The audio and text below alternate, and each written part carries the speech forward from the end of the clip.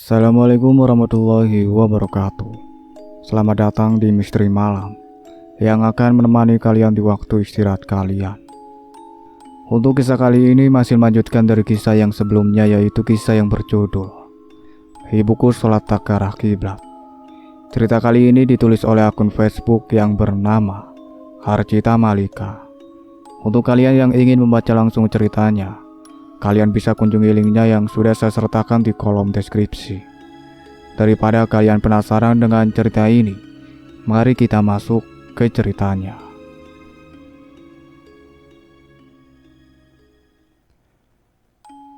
Bia sudah sadar, namun pandangannya terlihat kosong. Ia masih bungkam tak mengeluarkan sepatah kata pun dari bibirnya yang tampak kering itu. Kakak baik-baik saja, tanya Ardi penuh perhatian. Air mata Ardi tak bisa ia tahan. Ia begitu terharu melihat sang kakak akhirnya sudah sadar. Ia terus memegangi tangan Bia dan mengelus-elusnya dengan lembut. Cukup lama mereka semua menunggu Bia untuk berbicara. Setidaknya satu atau dua kata saja. Dan yang lain pun udah ada yang membubarkan diri dari rumah Bahar. Jadi hanya tinggal beberapa saja yang ada di sana. Entah apa yang telah Bia alami di alam mimpinya. Apakah kejadian barusan ada sangkut pautnya dengan Ros? Jika benar, dia kali ini benar-benar keji. Karena sebelumnya ia juga sempat menemui Raffi di mimpinya. Ketika ia keluar, seketika Raffi mengalami koma. Dan Ros ini manusia atau bukan? Sebab ia sampai bisa masuk ke dalam mimpi Raffi. Akankah ucapan Ros pada Raffi yang mengatakan, "Mungkin Bia sudah mati dan kau masih terbaring tak berdaya di sini," itu benaran akan terjadi? Sebentar lagi ribuan pertanyaan itu akan terjawab lunas. "Ardi, lebih baik kita pulang.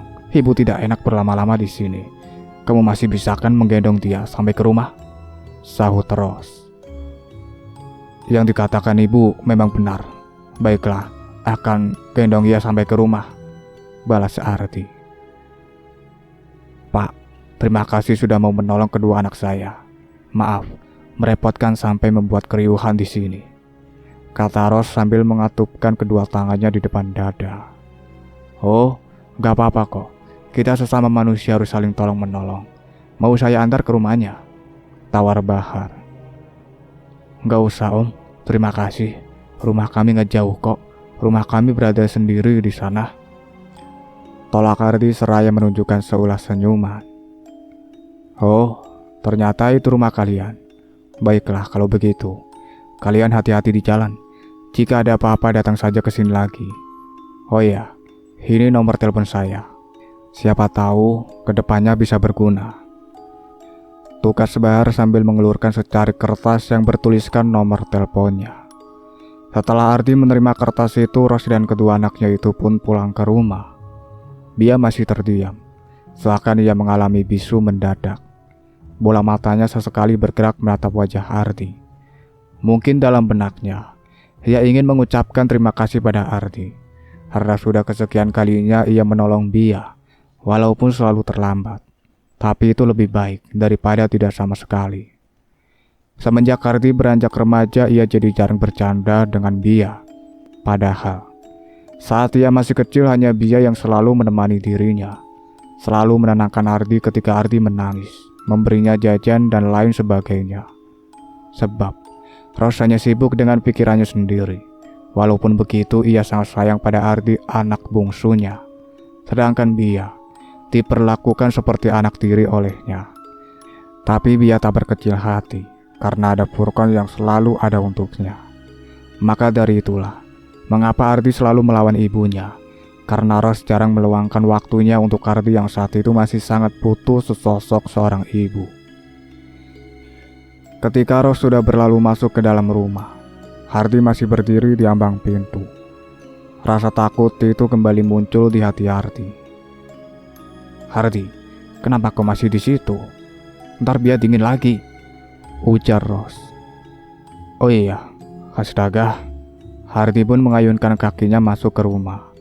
Ia membuka pintu kamar Bia dan meletakkan Bia di atas kasur dengan hati-hati. Kemudian ia meraih selimut dan menutupi tubuh Bia. Tatapan yang diberikan Bia pada Ardi begitu dalam. Sudut matanya mengeluarkan bulir air, sepertinya ia terharu dengan perlakuan manis sang adik padanya. Ketika Ardi hendak melangkah keluar dari kamar, tangannya tiba-tiba dipegang oleh Bia. Ardi pun langsung duduk di sampingnya. "Ada apa, Kak? Kakak mau ngomong sesuatu?" Namun, bibir itu tak kunjung berbicara. Ia hanya menatap lekat Ardi. Agaknya ia meminta Ardi untuk tidak meninggalkannya sendirian di kamar.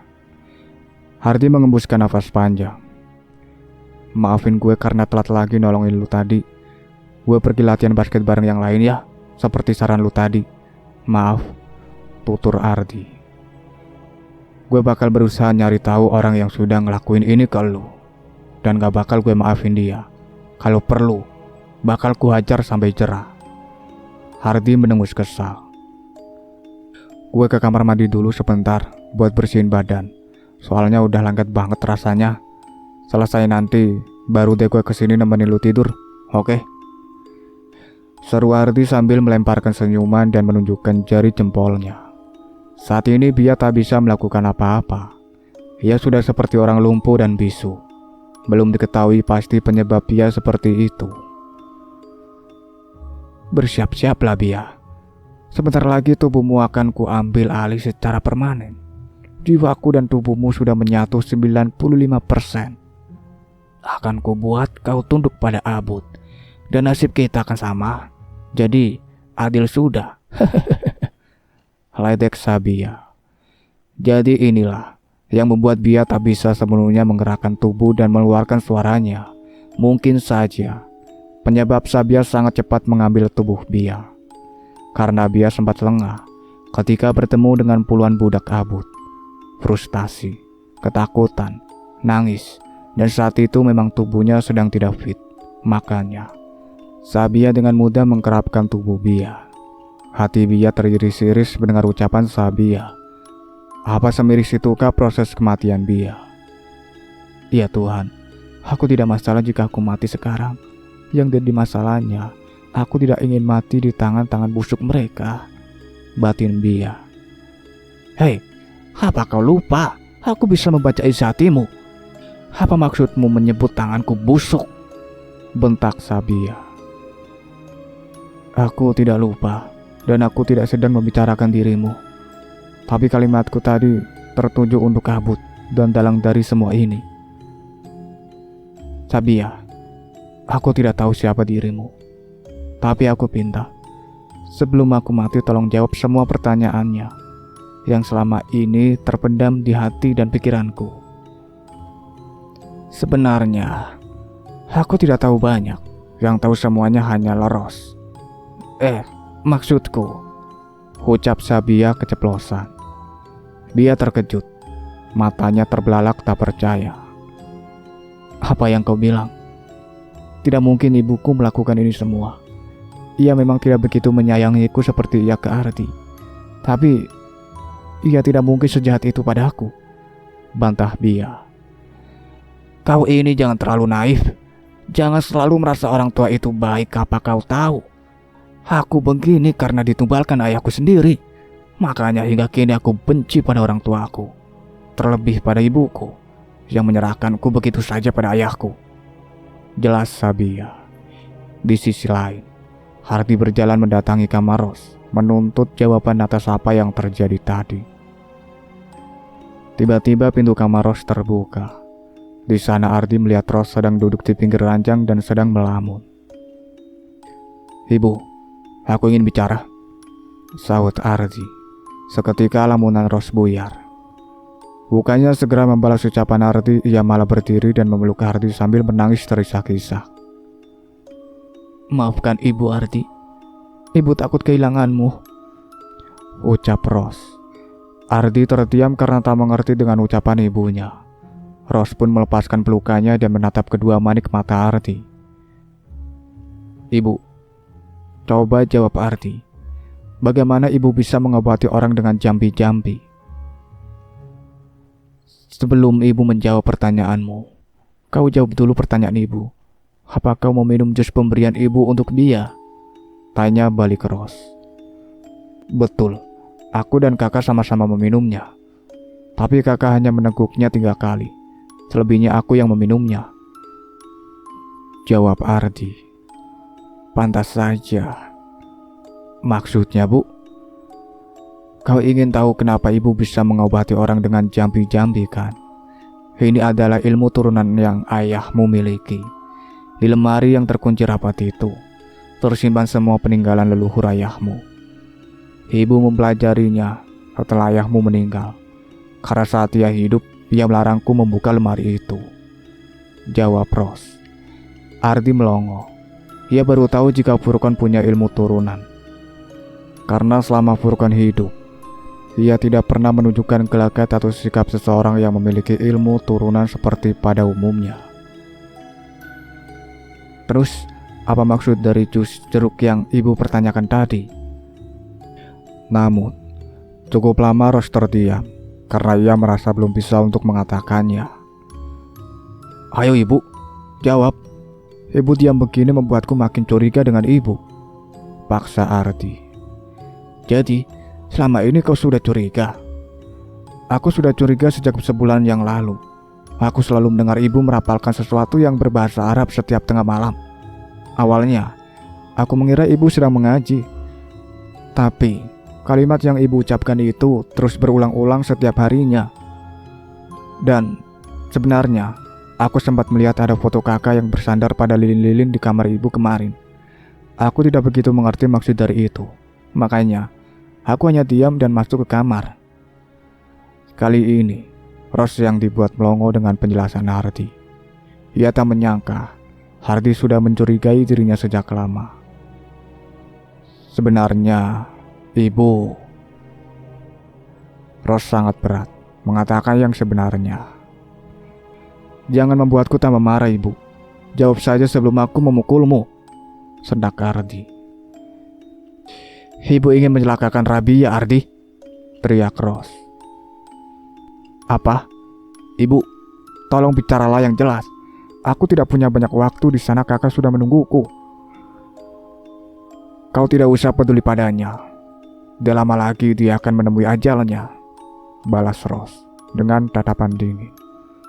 Hardy menggaruk kepalanya yang tak gatal itu. Rahangnya mengeras. Ia gregetan dan masih tidak mengerti dengan semua ucapan Rose. Ibu, jawablah yang jujur. Pasti kejadian tadi itu ada sangkut pautnya dengan ibu, kan? Aku tahu kalau ibu bohong bermimpi tentangku dan mendatangiku di rumah Om Bahar. Hanya saja aku tidak ingin lama-lama berdebat dengan ibu di sana. Ayo, jawab, Bu, paksa Ardi. Iya, Ardi, iya. Ibu mengakuinya. Semuanya ibu yang melakukannya. Soal jus itu sebenarnya untuk Bia, agar ketika ia berusaha meruqyah dirinya atau mendengar lantunan ayat suci Al-Quran, ia akan menyakiti dirinya, seperti yang kau lakukan tadi. Untuk apa kakak ruqyah? Karena ibu sudah menumbalkannya. Apa? Ibu, apakah kau sudah gila? Ardi naik pitam. Kau tidak tahu masalah ibu, Ardi. Itu memang pantas ia rasakan untuk menembus semua dosa-dosa orang tuanya, sentak Rose. Sekarang ibu harus meminta maaf pada kakak, bentak Ardi sambil menarik tangan ibunya menuju kamar Bia. Bia tersentak ketika pintu kamarnya terbuka dengan keras. Matanya membulat melihat sang ibu yang kebusukannya sudah ia ketahui dari Sabia. Sekarang, ibu ceritakan semuanya di sini, hardik Ardi sambil menampilkan tatapan tajam pada Rose. Rose tidak takut sama sekali dengan tatapan putranya itu. Ia malah membalasnya dengan senyum licik. Ia kemudian berjalan mendekati Bia. Kau akan mati, dan aku juga akan mati. Tapi aku tidak peduli dengan kematianku, karena dendamku sebentar lagi akan terbayarkan dengan nyawamu. Rose terkekeh. Aku benar kan, Bia? Celetuk Sabia. Bangsat, kenapa kau terus bertele-tele? Cepat katakan semuanya, pekik Ardi. Ia semakin tidak sabaran. Tenanglah Ardi, ibu akan menceritakannya. Kalau begitu cepatlah, dari tadi aku menahan diri agar tidak memukulmu. Kau berani memukul ibumu demi anak haram itu. Dia anak dari hasil hubungan gelap ayahmu dan sahabat ibu. Dia 3 bersaudara. Yang satu bernama Sabia kembarannya, dan yang satunya belum sempat lahir karena ibu lebih dulu merenggut nyawanya dia dengan Luna ibunya. Sebenarnya ibu sudah lama mempelajari ilmu hitam ayahmu. Dengan cara itulah ibu membunuh Luna bersama janinnya. Kau tidak tahu perasaan ibu ketika Furqan ayahmu menyuruhku membesarkan 2 anak kembarnya Sabia dan Rabia. Karena sudah 7 tahun pernikahan, ibu belum melahirkan seorang anak pun untuk ayahmu. Dia berbohong pada ibu jika itu anak dari panti asuhan. Ibu baru tahu kebusukan mereka ketika Bia berusia 3 tahun, di mana ibu ini sedang mengandung dirimu. Betapa sakitnya hati ibu ketika ibu baru pulang dari rumah sakit habis mengecek kandungan. Sampai di rumah mendengar suara ayahmu dan ibunya sedang asik bercinta layaknya suami istri di kamar ibu. Dan janin yang tak sempat hidup di dunia itulah hasil dari bercinta mereka saat itu. Dan ibu harus memendam semua itu sampai Bia sudah besar. Karena ibu menunggu kematian ayahmu dulu, baru aku memainkan permainanku pada dia. Itulah mengapa ibu ingin menumbalkan pada Abud agar keturunan dari 2 manusia hina itu hilang di muka bumi ini. Ardi terbelalak mendengar semua kenyataan yang selama ini ia tak ketahui. Ardi menunduk diam dan tak mampu berkutik. Terlebih-lebih Bia. Ia akhirnya tahu identitas Sabia yang sebenarnya. Rupanya, ia adalah saudara kembarnya dan Luna adalah ibu kandungnya. Apa kau tahu? Aku mati karena ditumbalkan oleh ayahku sendiri, ucap Sabia. Spontan, Ardi mengangkat kepalanya karena mendengar sang kakak bisa bicara. Tidak usah menatapku seperti itu. Aku ini Sabia, bukan Rabia, ujar Sabia pada Ardi. Rupanya kau ditumbalkan. Jadi selama ini ia berbohong padaku kalau kau telah diculik seseorang, sahut Ros. Dasar, dia rupanya menutupi kebusukannya selama ini, maki Sabia. Ibu, tolong beritahu aku semua tentang ayah, pindah Ardi. Kau tahu kan kalau ayahmu keturunan orang Arab. Ayahmu itu terlahir di keluarga yang memiliki jin turunan bernama Al-Habudin. Nah, jin tersebut diwarisi pada ayahmu yang sebelumnya dipegang oleh ayahnya. Tetapi ibu berhasil mengendalikan jin itu dengan membongkar semua peninggalan leluhurnya di lemari. Dan akhirnya ibu menemukan mantra untuk mengendalikan jin tersebut dengan syarat harus memberikan tumbal wanita yang sedang hamil. Nah, pas sekali orang yang ingin kubunuh adalah orang yang sedang hamil. Tetapi dengan cara itu, mengendalikan Al-Habudin hanya sementara saja. Dan pada akhirnya, kebusukanku terbongkar oleh ayahmu. Ibu dihukum. Padahal saat itu ibu mengandungmu. Ibu meminta maaf padanya dan berbohong jika aku tak akan melakukan itu lagi. Padahal aku sudah mengutarakan janji pada Abud tak akan menyerahkan tubuh dan jiwaku untuknya, agar aku bisa memiliki dan mengendalikannya sepuasku. Ada alasan mengapa Abud mengkhianati Furqan. Sebab Furqan sudah tidak pernah memberikannya tumbal sebagaimana tradisi turun-temurun sebagai pewaris jin Al-Habudin. Karena aku menyanggupi permintaannya, makanya dia memihakku. Sebenarnya tidak mudah mengendalikan Abud. Maka dari itulah ibu mempelajari semua ilmu hitam leluhur ayahmu dan mengorbankan hidup ibu untuk miliknya, termasuk mengorbankan nyawa ayahmu juga. Dan satu hal yang perlu kalian tahu, tubuh Abud saat ini adalah tubuh Furqan yang diambil Abud, karena wujud asli Abud itu jauh lebih menyeramkan. Seperti itulah Rabia nantinya ketika Sabia mengambil tubuh saudaranya sendiri. Jika kau bertanya tentang mayat ayahmu, sebenarnya Abud sudah membutakan mata orang-orang saat itu. Ia mengubah batang pohon pisang menjadi tubuh ayahmu yang dikuburkan itu. Jadi yang terkubur adalah batang pohon pisang, bukan ayahmu. Jelas Ros secara gamblang. Jadi, bagaimana menurutmu Ardi? Pantaskah Bia merasakan semua ini? Tanya Ros. Mendengar itu, mata Ardi langsung mendelik tajam pada Ros. Bia tetap tidak salah. Dia dan aku sama-sama korban keegoisan orang tua kami sendiri. Kau sampai lupa denganku hanya karena dendammu. Sendak Ardi. Ros marah. Ia kecewa anak kandungnya tetap tidak memihak dirinya. Kalau begitu, akan kuhabisi dia sekarang juga, ujar Ros dengan tatapan yang tajam juga. Ros mulai merapalkan mantra lagi di samping Bia. Ardi tak bisa melawan, tubuhnya tak bisa ia gerakkan. Ia hanya bisa menyaksikan apa yang dilakukan ibunya terhadap Bia. Samutu anna akhuriki jaminu anna akhara walidataka mayutirimanikum mitmit aywa ukwa alja. Stop Rosita. Tiba-tiba suara Luna memotong mantra Ros. Arwah Luna pun muncul di tengah-tengah mereka. Ros menatapnya dengan tatapan penuh kebencian padanya. Jangan menghukum anakku. Dia tidak salah, lirih Luna. Bukan Ros yang membalas ucapannya itu, melainkan Sabia. Dia memang tidak salah, karena kau yang salah.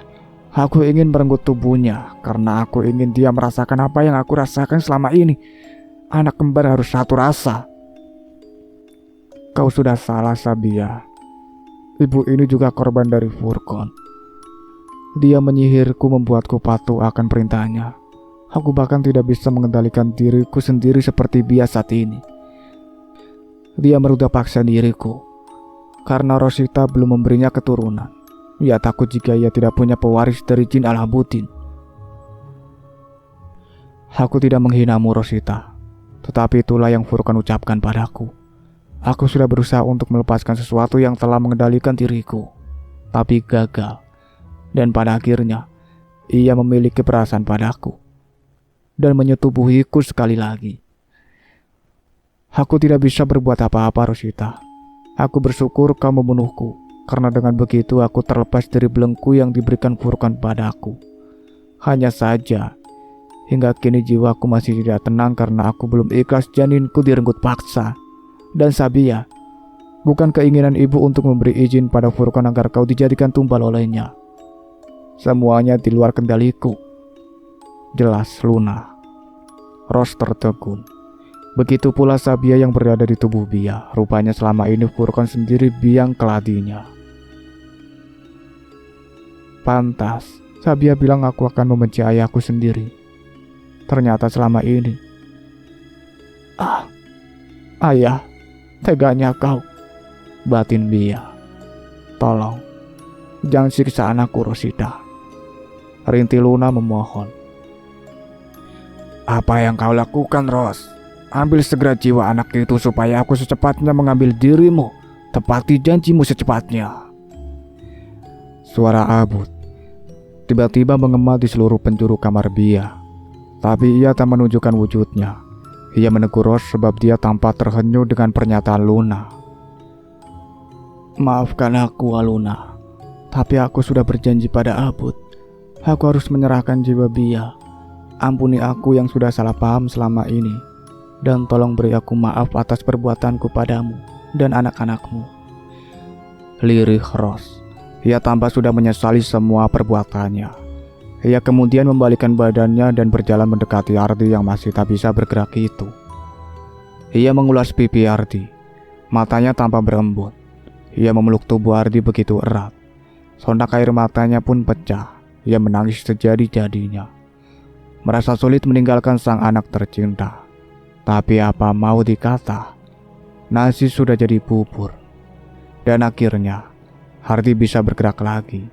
Kini ia membalas pelukan ibunya dengan hangat.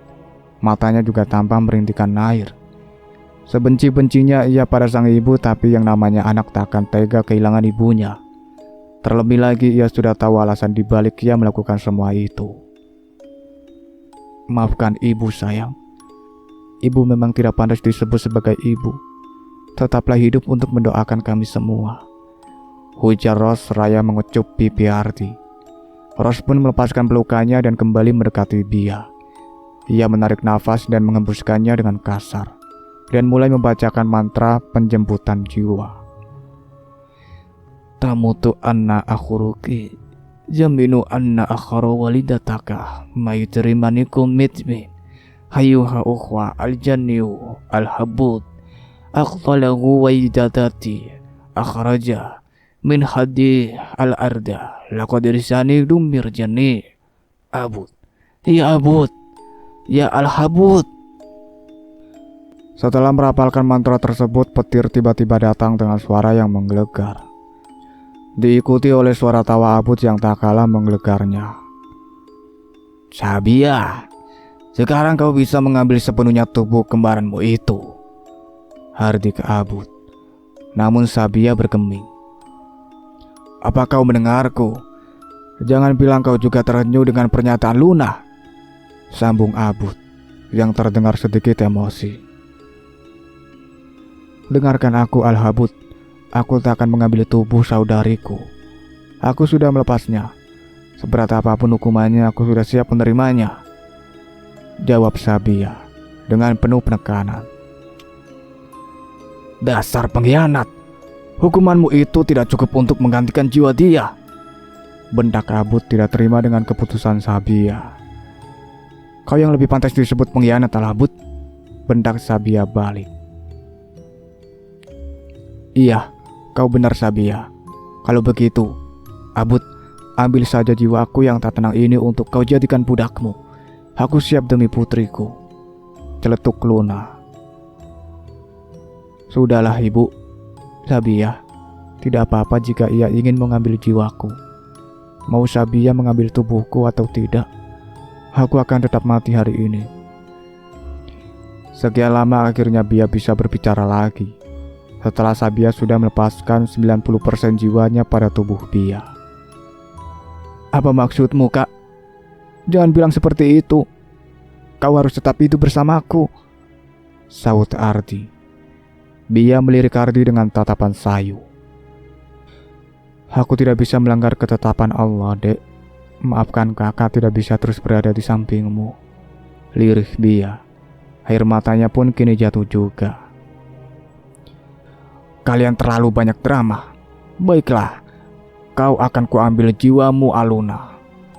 Dan kau Sabia, kau harus menghadapi hukuman berat dariku sebagai pengkhianat, bentak Abud. Ia pun akhirnya muncul di hadapan mereka semua. Al-Habud pun segera mendekati Ros dan memasukkan tangannya ke dalam mulut Ros untuk mengambil jantungnya. Ros hanya bisa berkelinjang merasakan sakit yang luar biasa ketika tangan berkuku panjang itu masuk ke rongga mulutnya.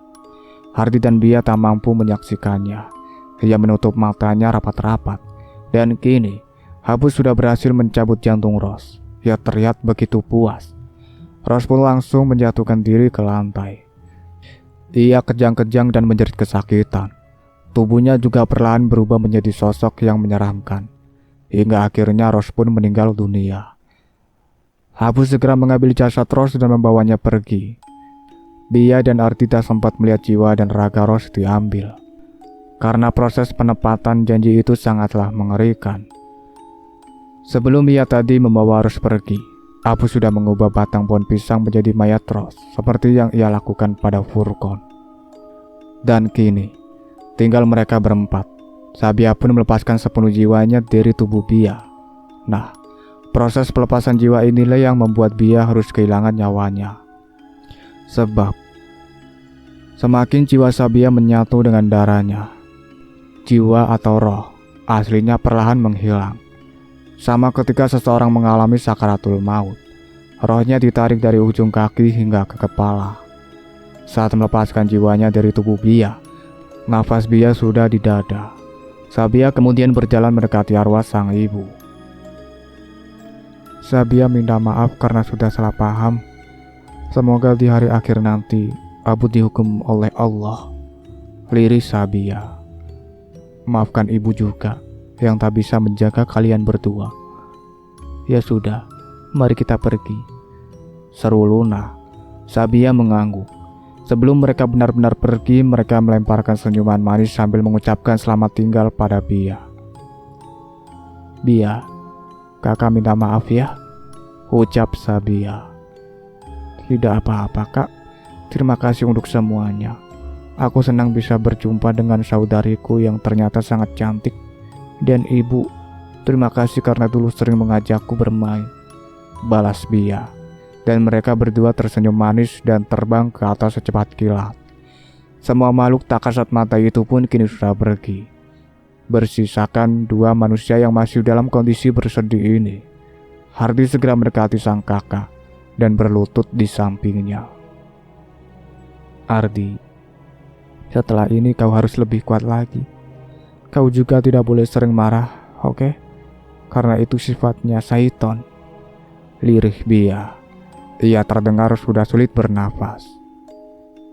Please kak, jangan pergi juga. Hardi tak bisa hidup sendiri. Selama ini aku selalu bergantung padamu, ucap Ardi tersendak karena menangis. Ia kemudian tertunduk menaruh keningnya di pinggir kasur. Tolong kak, hiduplah terus bersama aku. Aku janji tidak nakal dan tidak merokok lagi. Kau juga sudah bilang kalau kau ingin menonton pertandingan basketku. Tepati ucapanmu, kak. Ia terus saja berbicara.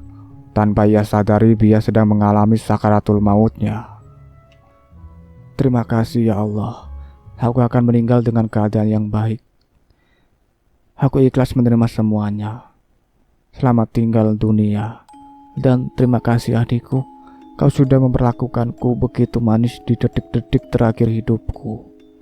Batin Bia seraya tersenyum tipis pada Ardi. Sebelum akhirnya ia pun meninggal dunia. Hingga ketika Hardi mengangkat kepalanya dan melihat Bia yang sudah tidak bergerak. Ia sangat panik. Kak, jangan bercanda deh. Kak, kakak jangan tinggalkan aku mohon. Ardi berteriak histeris melihat sang kakak sudah berpulang ke sang kolik. Ia terus mengecek denyut nadi dan detak jantungnya. Tapi semuanya sudah tak bergerak. Tidak. Ini tidak mungkin. Kakak akting kan? Ia duduk di samping Bia dan meletakkan kepala Bia di atas pahannya. Ia memeluk erat jasad Bia sambil terus menangis sejadi-jadinya.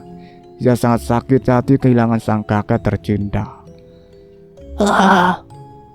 Hardi terus berteriak tak terima Bia secepat itu pergi meninggalkannya. Maafin Ardi kak.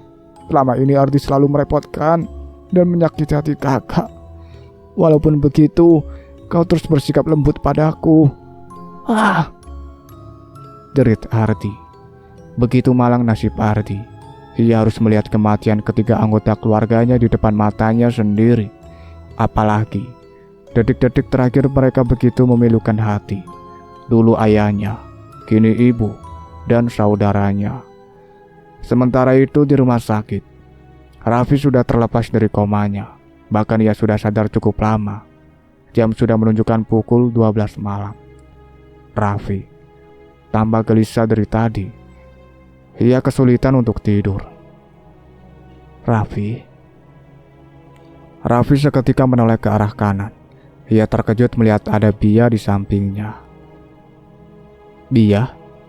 Ucap Raffi merasa heran tiba-tiba saja Bia berada di sampingnya.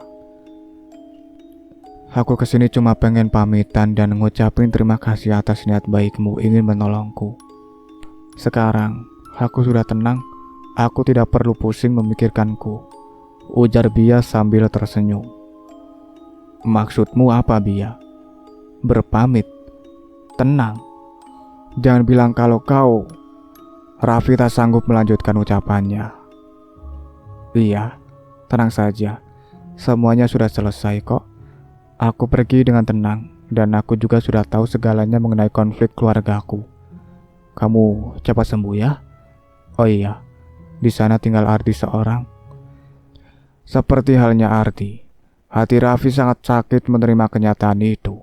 Air matanya mengalir deras dan dadanya terasa begitu sesak. Bia, aku mencintaimu. Maaf aku baru mengatakannya, ungkap Raffi di sela-sela tangisnya. Aku juga mencintaimu, Raffi. Pengakuan itu semakin membuat hati Raffi sakit. Rupanya selama ini cintanya tidak bertepuk sebelah tangan. Aku pergi ya. Bye. Pamit Bia sambil melambaikan tangan. Sekejap mata Bia pun menghilang. Raffi menarik-narik rambutnya dan memukul-mukul wajahnya. Hatinya begitu hancur berkeping-keping. Ia terus menyalahkan dirinya yang tidak bisa melakukan apapun untuk Bia. Asi, yang tadinya sudah tertidur, terperanjat kaget mendengar teriakan keputusasaan Raffi. Asi berjalan dengan perasaan khawatir. Ada apa, Vi? Raffi pun menceritakan semuanya.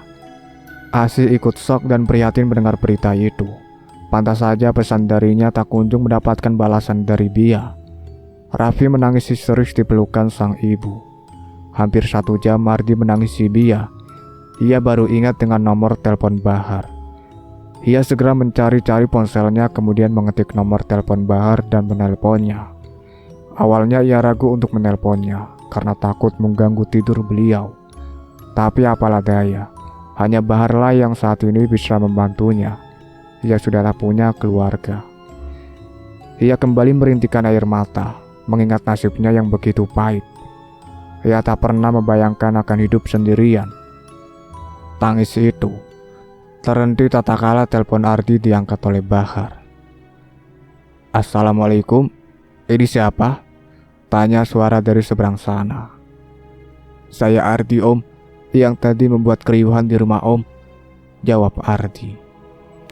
Oh alah, kamu, ada apa? Kok suaramu seperti habis nangis? Kamu baik-baik saja kan? Ardi menjauhkan ponselnya dari telinganya. Ia tak ingin Bahar mendengar tangisannya yang sedari tadi belum berhenti jua. Halo Ardi, saya kesana sekarang ya, sahut Bahar. Ia seperti sudah mengerti kondisi di sana sedang tidak baik-baik saja. Beri sekali ya Allah, tolong kuatkan hatiku menerima semua ini, ucap pilu Ardi sambil mengelus dadanya. Seketika 10 menit kemudian Bahar dan beberapa warga lainnya datang ke rumahnya. Ardi tak menyangka Bahar akan membawa beberapa orang lainnya untuk membantunya. Ardi terharu. Ia merasa kehadiran Bahar adalah suatu keberkahan untuknya. Ia cukup mampu menerangi kegelapan yang menerpa hidup Ardi. Mereka semua ternganga melihat jasad palsu Ros yang masih tergeletak di lantai dalam kondisi mulut yang mengeluarkan darah dan baunya itu lumayan menyengat. Mereka semua pun membopong jasad Ros dan Bia keluar dari kamar untuk direbahkan di kasur yang lebih rendah. Setelah itu, mereka menutup jasad keduanya dengan kain batik. Nah Ardi, sebenarnya apa yang sudah terjadi? Kenapa ibu dan kakakmu bisa seperti ini? Tanya Bahar. Ardi pun menceritakan semuanya dari awal sampai akhir secara detail.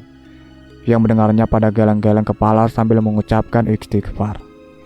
Setelah Ardi bercerita, semua orang yang berada di sana terperanjat mendengar suara gedoran dari dalam kamar Bia. Ardi beringsut masuk ke dalam kamar. Lihat ada apa di sana. Rupanya, gedoran itu berasal dari lemari penyimpan mantra leluhur Furqon. Om, bisa bantu saya sebentar? Tanya Ardi. Ada apa di sana? Tanya balik Bahar. Inilah lemari yang saya maksud itu, Om. Tolong bantu saya untuk memusnahkan semua kertas dan lainnya yang berhubungan dengan jin turunan ayah saya yang ada di sana, jawab Ardi. Mereka berdua pun mencari-cari kunci lemari itu. Setelah cukup lama mencari, akhirnya ditemukan juga. Segeralah mereka membuka. Ardi mengeluarkan semuanya, seperti kertas bertuliskan mantra dan sebuah kepala tengkorak asli. Bahar menyarankan Ardi untuk membakar kertas-kertas itu, dan untuk tengkoraknya dibungkus kain kafan dan dikubur di belakang rumah. Ardi setuju.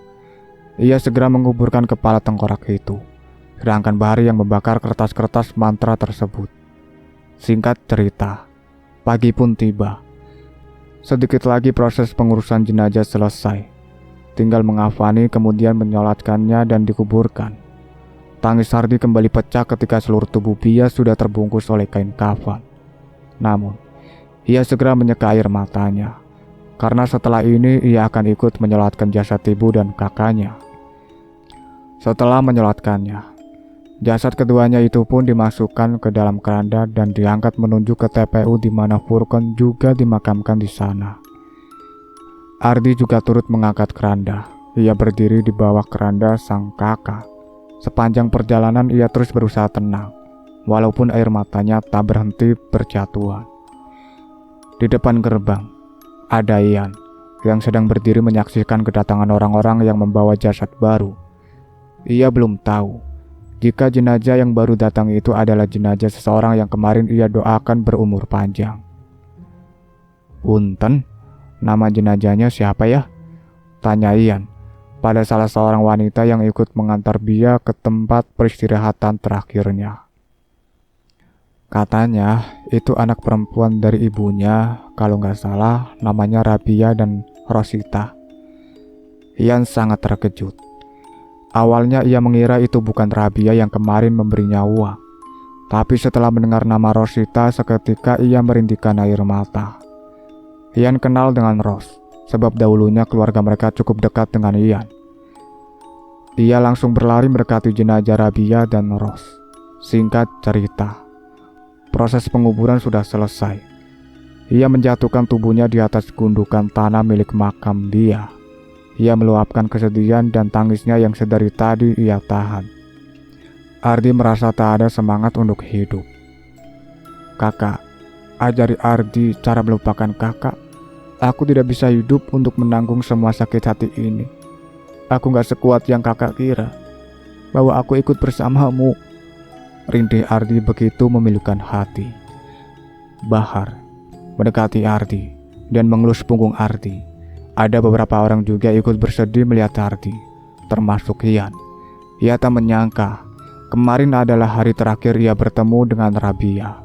Semua orang sudah membubarkan diri, kecuali Ardi dan Ian, sebab sebentar lagi akan turun hujan. Tak lama datang dua orang mendekati mereka berdua, yang satunya tampak menggunakan kursi roda. "Kak Raffi," ujar Ardi ketika melihat Raffi juga berada di samping makam Bia. Raffi tak menggubris ucapan Ardi. Matanya tampak sembab seperti sudah menangis semalaman. Raffi tak mampu membendung air matanya melihat kuburan sahabat sekaligus pujaan hatinya. Pantas saja Tante Ros menyuruhku melupakan semua tentang Bia. Rupanya ini kenyataan yang dimaksudkan oleh Tante Ros, batin Raffi. Bia sangat beruntung bisa dicintai dua pria begitu tulus mencintainya. "Ah!" teriak kefrustasian Raffi. Ia tampak begitu benci dan dendam pada Ros, manusia yang sudah membuat hidup Bia jadi seperti itu. Hujan pun turun begitu deras membasahi mereka yang masih setia berada di samping makam Bia. Ardi sudah tak peduli dengan kondisinya yang kotor karena memeluk gundukan tanah dari makam Bia. Akhirnya semua sudah selesai. Jin Al-Habudin juga sudah tidak mengganggu lagi. Setelah mantra dan tengkorak itu dihilangkan, jin itu juga sudah tak ada yang mewarisinya. Pewarisnya berhenti sampai Furqan dan kemudian diambil oleh Ros, dan keduanya pun sudah tiada. Tetapi Abud tidak semudah itu menghilang. Ia akan terus mencari manusia yang bisa memeliharanya. Ia akan mencari manusia yang rasa dendamnya sangat besar, karena orang yang punya dendam sangat mudah dibodohi olehnya. Selain itu, juga ia masih terus memantau kehidupan Ardi, karena di tubuhnya masih mengalir darah milik Furqan. Lengah sedikit saja, Abud akan menghasutnya seperti yang ia lakukan kepada leluhur Furqan, orang yang pertama memelihara jin Al-Habudin. Seandainya saja Ardi memiliki nama Al-Habudin di belakang namanya seperti Furqan dan Rabia, mungkin jin Abud jatuh di tangannya. Ini sepertinya sudah diprediksi oleh Rosita, supaya anaknya tidak menjadi pewaris jin Abud. Makanya ia memberi anaknya dengan nama Ardinais Al-Halil.